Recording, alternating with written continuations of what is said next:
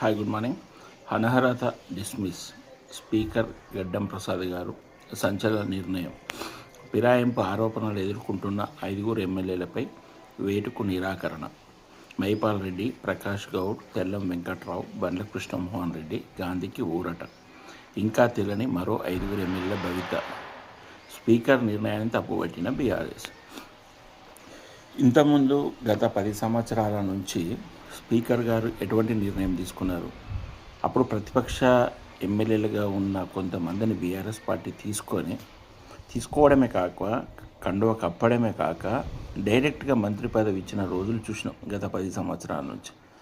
అలాంటి BRS party ఈరోజు Congress party speaker గారు తీసుకున్న నిర్ణయాన్ని తప్పుపట్టడం అయితే తెలంగాణ ప్రజలు అందరూ అర్థం చేసుకుంటారు. ఆ రోజు కేసీఆర్ గారు ఫుల్ మెజార్టీ ఉంది, ఫస్ట్ టైం మెజార్టీ ఉంది, సెకండ్ టైం ఇంకా పెద్ద ఎత్తున ప్రజలు మెజార్టీ ఇచ్చిన తర్వాత కూడా అపోజిషన్ లేకుండా చేసే పని ఎవరు చేశారు?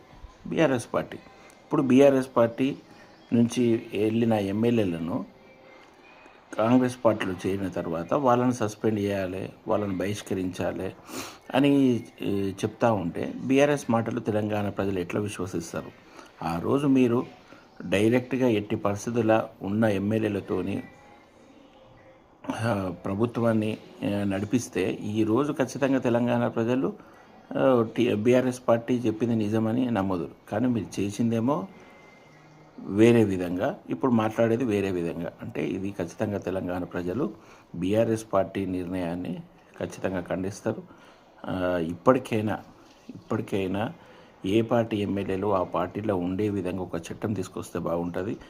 ఎట్టి పరిస్థితుల్లో ఇంకొక పార్టీ కండువ కప్పుకున్న వెంబడే ఇమ్మీడియట్గా అతని యొక్క ఎమ్మెల్యే పదవి రద్దు అయితే అప్పుడు భయం ఉంటుంది. అంతదాకా అన్ని పార్టీలు ఇదే విధంగా చేస్తాయి.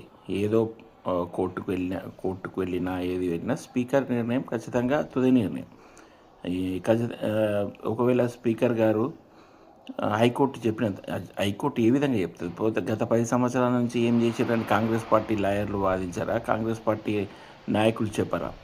అంటే ఇవి ఎట్టి పరిస్థితుల్లో ఒక చట్టం వస్తే మాత్రం ఆ చట్టం వచ్చేదాకా ఇది ఏ విధంగా జరుగుతుంది. కానీ వెంకయ్యనాయుడు గారు కానీ ఎంతోమంది పెద్దలు కూడా చెప్తా ఉన్నారు, ఏ పార్టీలో గెలిచినా ఆ పార్టీలో ఉండే విధంగా ఒక చట్టం తీసుకురావాలని. ఆ విధంగా రావాలని కోరుకుందాం. అప్పుడు ఏ పార్టీ గెలిస్తే ఆ పార్టీ 5 సంవత్సరాల పరిపాలన సవ్యంగా జరుగుతుంది. ఈ బ్లాక్మెయిల్ రాజకీయాలు లేకుండా ఉంటుంది. జై తెలంగాణ.